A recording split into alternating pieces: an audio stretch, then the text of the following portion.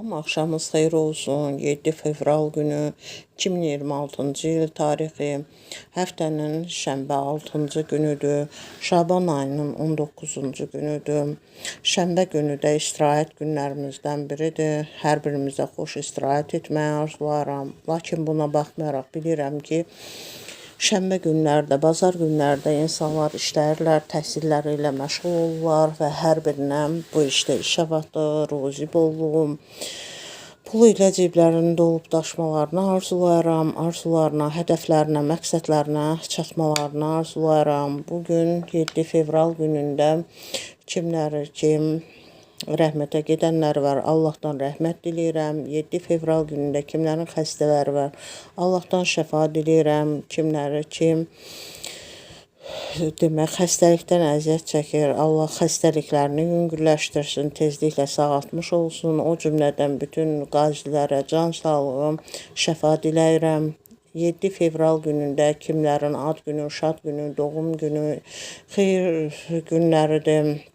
Onları bugün münasibəti ilə təbrik edirəm. Ad günü olanlara yeni yaşların düşərli olmasını arzulayıram. Bununla yanaşı bildiyimiz kimi 7 fevral günündə 1988-ci ildə şəhid olmuş Mübariz İbrahimovun doğum günüdür. Allahdan Mübariz İbrahimova və eləcə də bütün şəhidlərimizə rəhmət diləyirəm və hər birini hər zaman olduğu kimi o cümlədən Mübariz İbrahimovdur.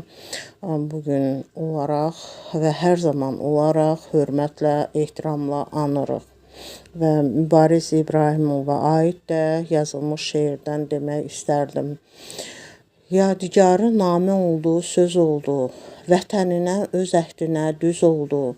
Bir gecədə silinməyən iz oldu. Yüz yağını yerə sərdi Mübariz, qeyrətinə sığdırmadı olanı. Bir daha Allahdan rəhmət diləyirəm həm Mübariz İbrahimova, həm də bütün şəhidlərimizə. Bununla yanaşı 7 fevral günü 1550-ci ildə 3-cü yuli Roma papası olduğu gündür.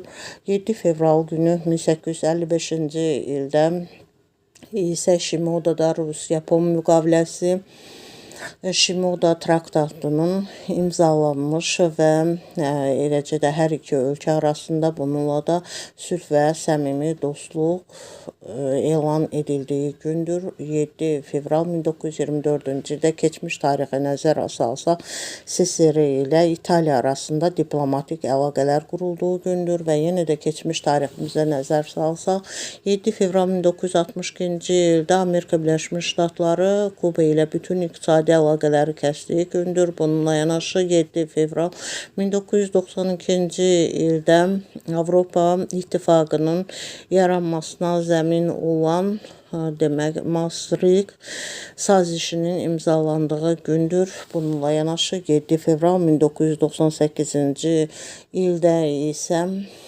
demək Yaponiyanın Nagano şəhərində 18-ci qış Olimpiya oyunlarının açılışı olduğu gündür. Dinlədiyiniz üçün təşəkkür edirəm.